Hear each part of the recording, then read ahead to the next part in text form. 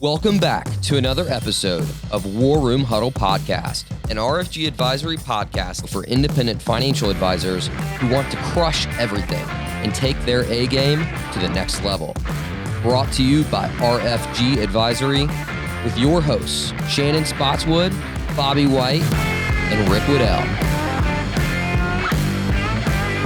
This is War Room Huddle.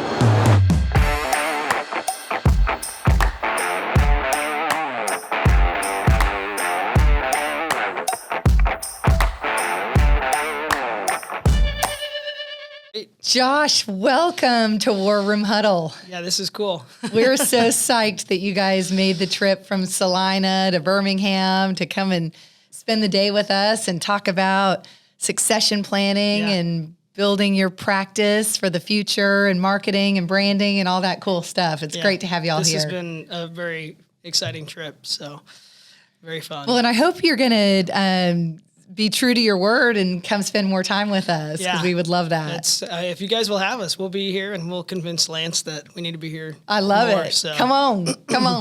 We're going to jump right into it because you have a really interesting background. You didn't start out as a financial advisor. You actually started out in the ministry. Yeah. So talk to us about your career pre-joining the Billings Group, pre-joining Lance, and just fill us in. Yeah.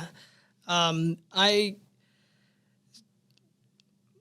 can get real vulnerable with you here. I love it. I dropped out of high school when I was 16, and I met this youth pastor, and he was really he had just come from Bible college, and so he was just a really neat guy, and I ended up hanging out with him for like 3 months in his office, and trying to find your way. Yeah, every day I'd just go up to the church and I'd hang out with him, and he would always be pulling books off the shelf, and we'd be talking about theology, philosophy, and at 16 I thought it was cool. And one day he looked at me and he's like, "You're going to be dumb your whole life if you don't go back to school." So I went back. I got to graduate with my class, and when I graduated high school, I didn't know what to do, but I figured, well, I'll just go be a youth pastor because he influenced me. And so I moved to Colorado Springs and went to a Bible college that I didn't have to have an ACT to get in, but it was just kind of, again, what I felt like it was God's movement and hand on all of it. That was the year that they became accredited by the Higher Learning Commission, and all of my professors had been, they'd all went to very prestigious schools like Berkeley and John Hopkins, and so they were there because they wanted to teach, and so they became my family. And so fast forward down the road, I just thought I was going to do ministry or even... So you graduated with a degree in what? Pastoral ministries. Okay. Emphasis on Bible and theology, and it took a little bit longer to do that. But along the way, that same youth pastor, years later, introduced me to Lance's daughter and Andrea. So we met and got engaged and married pretty fast, started having kids, and I was working like 3 different jobs, and I knew what Lance... One of them is a minister. I was doing that kind of, actually that'd be, I guess, the 4th job, because that was more of not a paying thing. But I just remember calling Lance when I was 22, and I said, I want to learn to do what you do. And I'm 36 now, so he said, move to Salina and find out. So I moved to Salina, did the Series 7 and started just down the road of learning, swimming in that ocean as well. And so along the way, so married, 3 kids, and working with Lance now going on about 12 years full time. And that's been the journey. And then I did a master's in theology as well. So I just graduated with that in May. So the philosophy theology thing is still a passion. I've been pastoring a church bivocationally for basically six years, and so that's the other side of my mind in life is the ministry on top of the Billings Group. So, yeah. One of the things I love about financial advisors is I feel like there's such a calling to the business that there is this opportunity. You talk to really you talk to one financial advisor, you talk to most of them, they will say, you know, what do I love most about the business? Helping my clients. Why did I get into the business? Because it was an opportunity to make an impact on someone's life. You've obviously been called from a very young age about the importance of communication, the importance of being present with someone. Those are all skills that serve you well as an advisor. How do you, though, tact between the two? How do you be really strategic and tactical as an advisor and yet be able to be in that philosophical space as a minister? Yeah. So in one of my continuing ed things for one of the designations, I was reading, it was actually because I could use the CFP continuing ed curriculum as my coursework. So I was reading through that, and there was this term in there. It was, and I don't even know if I'm using it in the right context, but it was armed neutrality. Having the ability to be neutral, but at the same time having something ready to offer. Pastoral ministries, it's interesting because I was trained, especially in the undergrad, to be pastoral, which it crosses like every major life event, right? From getting married to having kids, baptism, or a person finding that part of the journey of their faith story. It's you're a person that's along every major life event, and of course death, which is very it matches with the financial planning in that way that money crosses every one of those major life events. Mm-hmm. But what I discovered through all the training to be a pastor was just caring about people and trying to add value to them, which is a phrase from John Maxwell, leadership author, and who also all of his education was in pastoral ministries as well. But adding value and trying to grow people, trying to offer them seeds to help them get to their goals.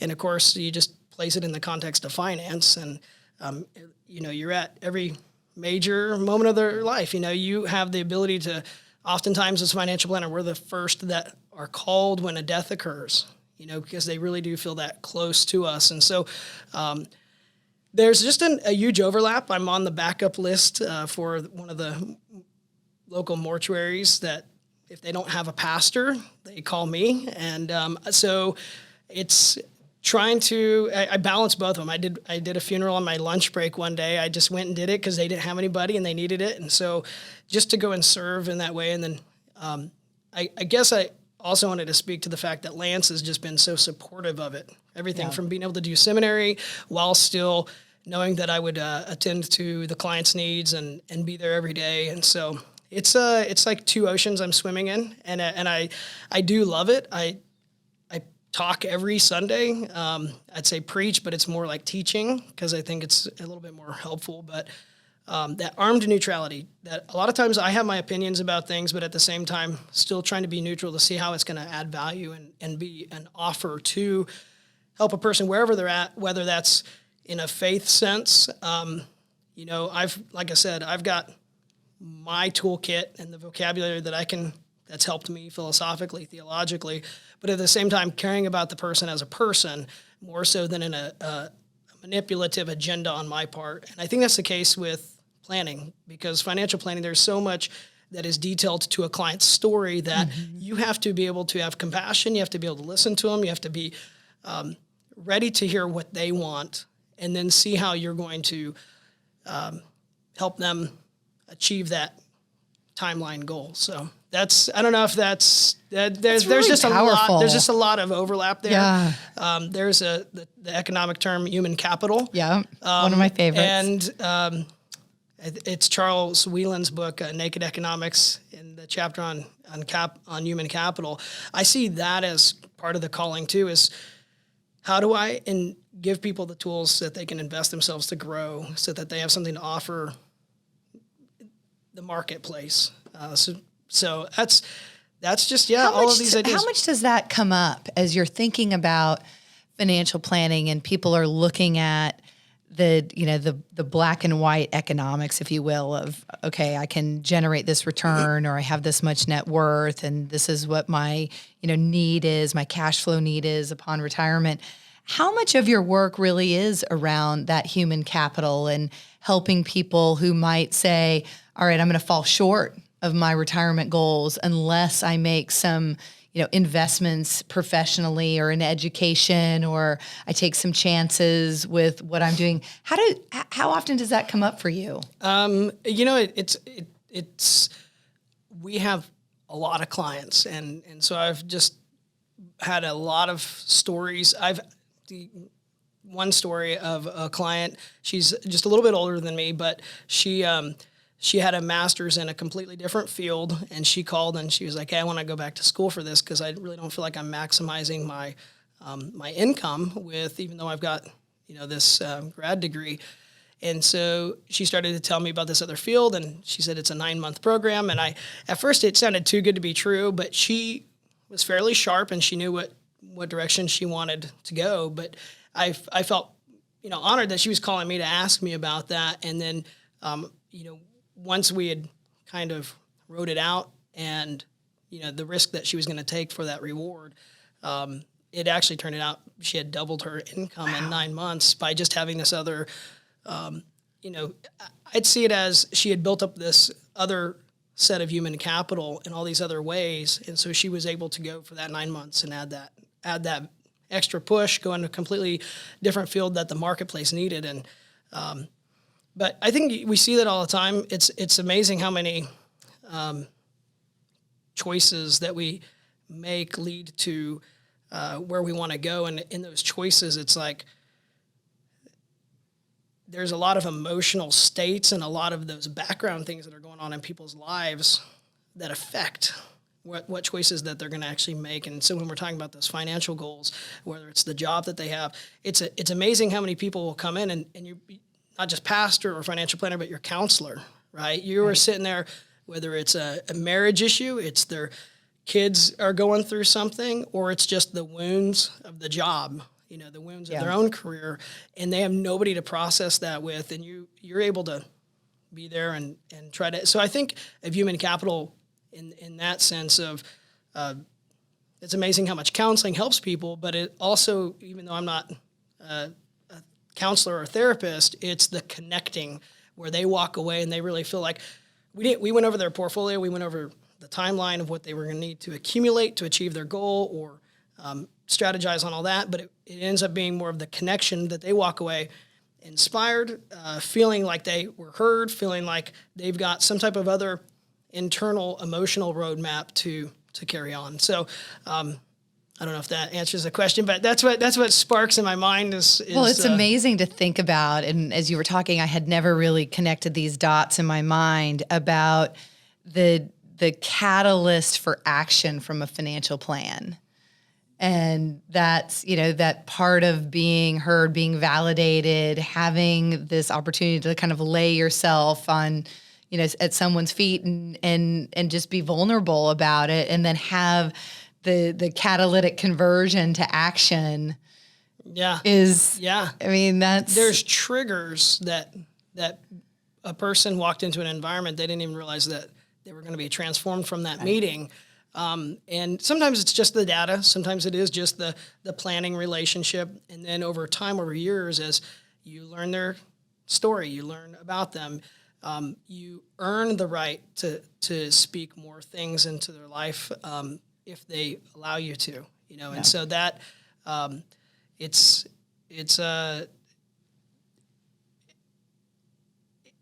a motion. It's in motion, right? It's a dynamic. It's not something that's real static. And I think that's the idea of what I love about RFG and the Billings Group coming together, because I feel like that was our heart, and then we're seeing it displayed in the leadership team at RFG, and just that's why it works really well, because there's a lot of good that happens in good relationships and good communication, and then that allows you to build those plans. And I see that with us as RFG's client, but at the same time, our collective, our clients together. We call that being a force multiplier. So that's one of our, that's one of our themes in War Room Huddle is, are you a force multiplier? Do we together have the opportunity to affect change and have impact on a 5X level? And that's what we do as a team. It kind of fits with the compounding. It really does. Are you an advisor looking to make the move to independence? RFG Advisory is an innovator in the wealth management industry with a winning culture and a fully integrated tech platform designed to help advisors take their practice to the next level. Let us get to know you at rfgadvisory.com.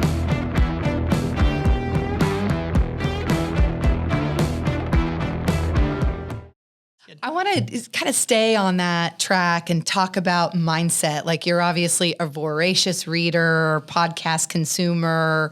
Mindset is something that you've really spent a lot of time on. It's something that is a cornerstone of our culture and certainly of our Become a Warrior podcast series. What does mindset mean to you? And of course, I've been texting Bobby a little bit and talking about this because every time I see the word mindset, I think of him.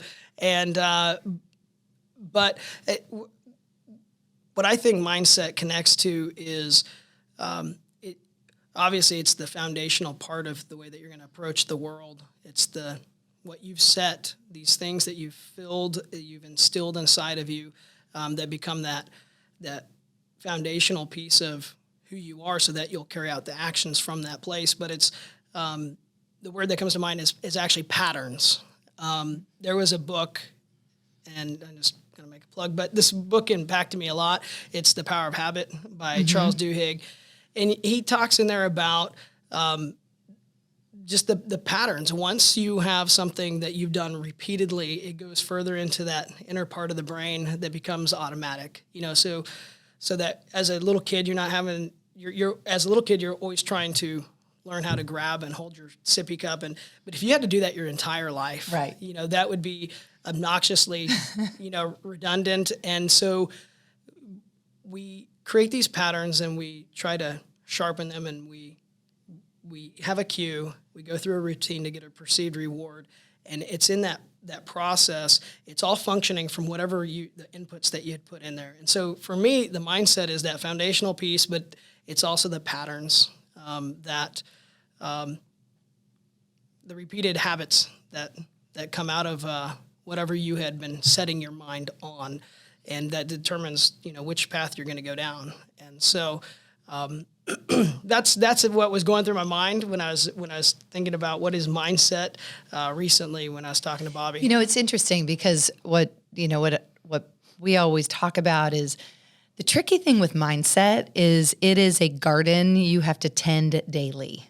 Yeah. Like, it is not something that you can set it and forget it. Like, I'm going to have, get 1% better mindset. I'm going to be ruthlessly positive, whatever it is that are kind of the touchstones of how you approach it.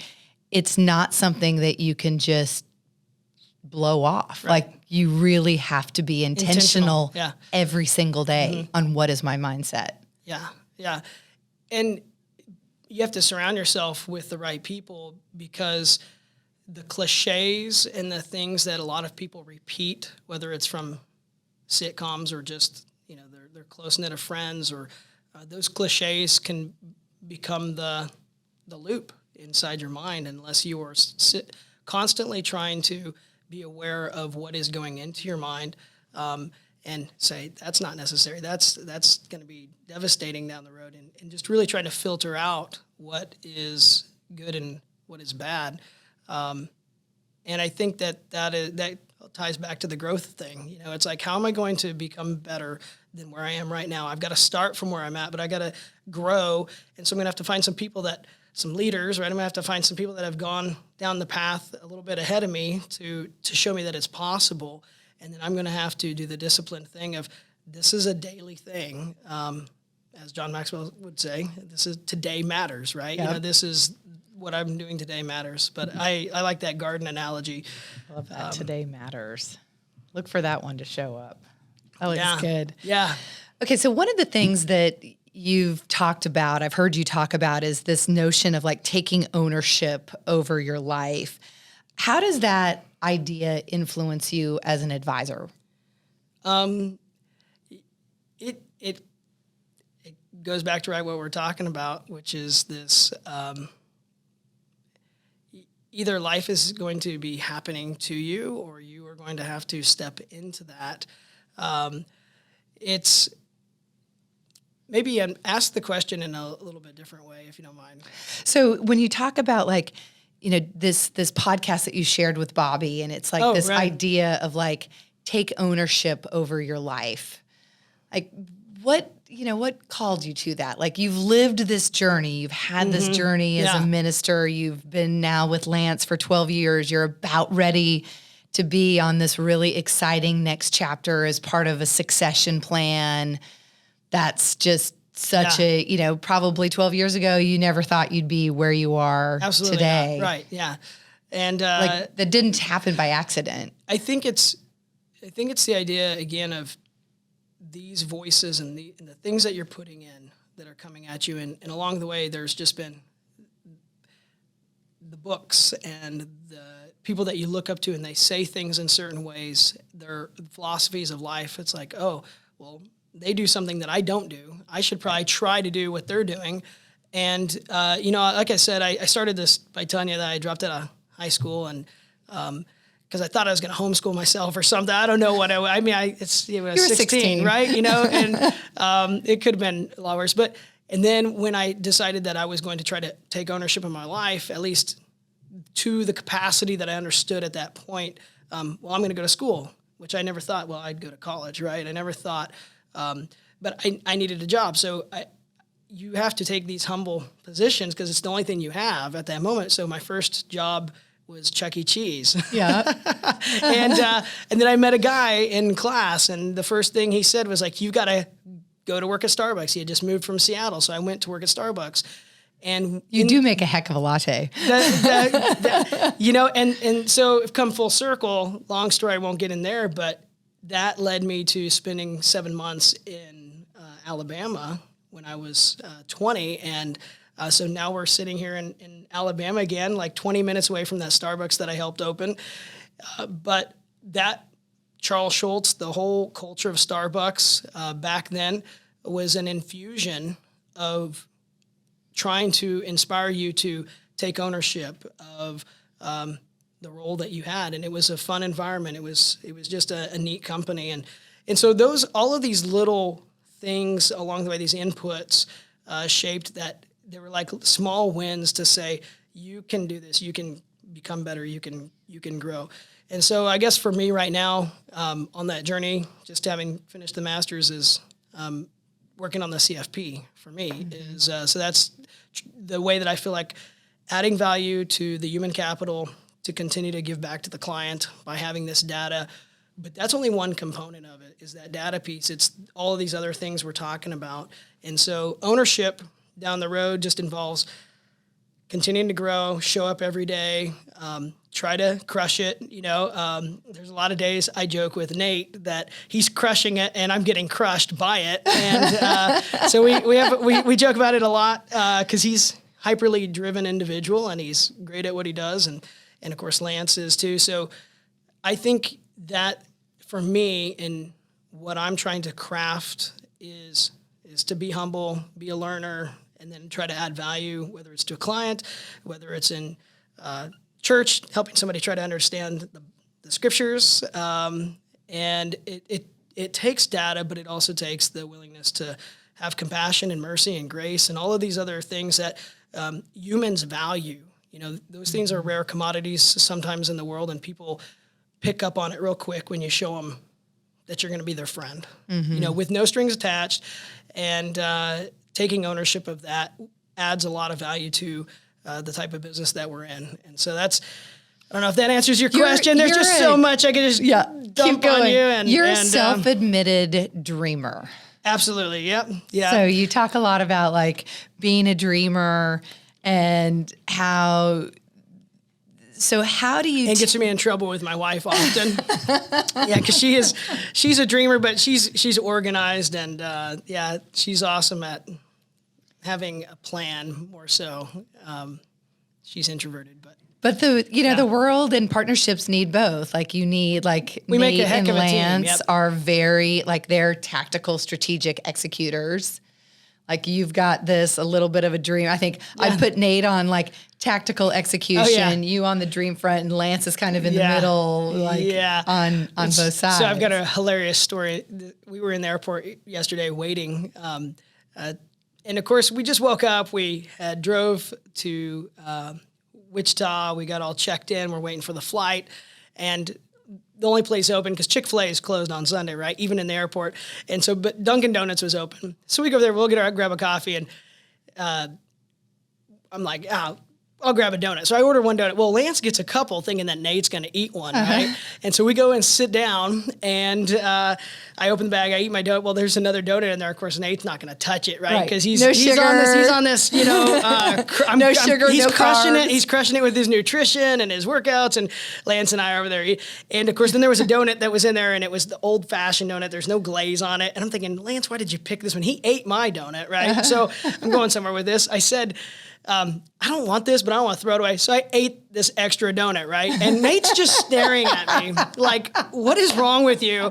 And he said, when I get in the war room and Bobby asks me about, Nathan, how do you see the future and how do you focus? He said, I'm just going to tell him, whatever Lance and Josh do, I do the opposite, And so it does take a dynamic team of different personalities because there's been times where I'm hyperly humbled by Nate or Lance because I think I've got this textbook thing I read over here, and I'm like, this is how we should do this. And they come along and they say, look at it from another angle, and it has a way more probable success from that angle that I couldn't have ever seen without it. And I hope I do the same for them. But it definitely, I'm humbled a lot by their skill sets and just the differences that make us a great team. And so, it takes all of us to bake the pie, right? Yeah. So, yeah. Well, you guys are having a, hugely, positive impact, obviously, and have for a long time on the community in Salina, that you're, really growing. I love looking at that map. It's like Kansas, the four corners, like you're growing the practice. You're, now fully independent. We've had all this time talking about what the future holds. Last question for you. Yeah. You're going to be a part of a succession plan. This is still a rarity in our industry, despite the pandemic. Mm-hmm. I think that I think advisors have realized there certainly has been a lot of activity in the M&A market that indicates, but we're still talking small numbers, like, I don't know, a couple hundred transactions a year in the M&A space, 14,000 RIAs, average age of 64, only 15% have succession plans. So even when we have a high degree of velocity in the M&A world, we really aren't tackling this succession plan. And yet here you are with all of these factors lining up, and the fact that you are about ready to really be intentional in structuring that succession plan. As a future generation leader, what's important to you as you think about building the firm for the future? So, and when you're talking about that, we've talked, because of Nate being a son-in-law and me being a son-in-law, it's just been natural. Nate had to come in a couple years after me, and we've been talking about succession for a long time, which, again, most advisors haven't had that opportunity to, just because of the family dynamic, I think is what was the catalyst for that.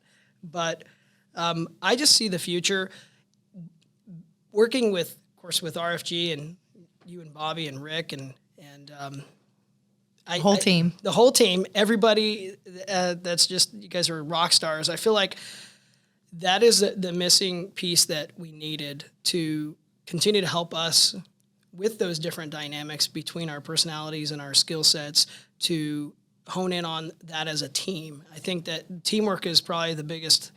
Communication and teamwork, and then envisioning a future that has that kind of structure is. But I feel like we're going to be better prepared. And to quote John Maxwell one more time, he says, when opportunity comes, it's too late to prepare. And of course, you're going to have a lot of these advisors looking for somebody, but the problem is it takes time to build the trust in order to it really honestly takes about 5 years. It takes about 5 years to build a thoughtful succession plan, from like identifying talent, how to structure it, building the trusting relationship, really, wow. At a minimum. And a lot changes in 5 years. I mean, especially in our industry, right? Yeah. So.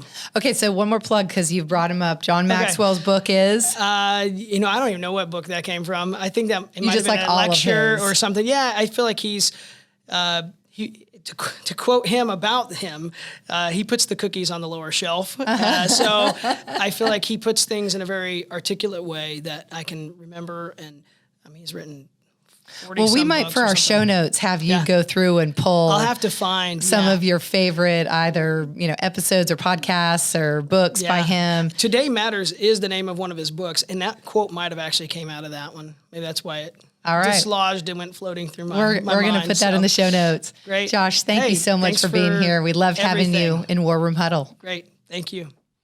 Thank you for tuning in to War Room Huddle.